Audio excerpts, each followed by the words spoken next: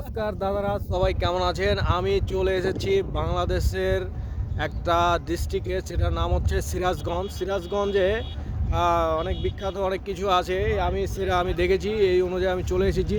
তবে আমি এখন আছি হচ্ছে সিরাজগঞ্জে চায়নাবাদে। এখানে আমি তো দেখে অবাক, সারা এত বড় বড় মানে দেখিনি।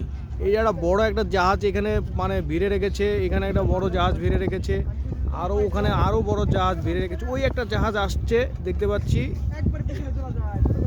হ্যাঁ, ঠিক আছে। এদিকে একটা বড় একটা যুদ্ধ জাহাজ দেখতে পাচ্ছি। ও মাই গড, এটা সালা ইন্ডিয়াতে এত বড় জাহাজ আমি কখনো দেখিনি। এই প্রথম বাংলাদেশে দেখলুম এত বড় জাহাজ। আর এখানে একটা, ও মা গো, এটা দেখি যুদ্ধ জাহাজ। এ সালা তো পুরো ইন্ডিয়াকে উড়িয়ে দিতে পারবে এই জাহাজ দিয়ে। এত বড় বড় জাহাজ বাংলাদেশে আছে, আমরা তো কলকাতার লোক, এটা জানতমই না।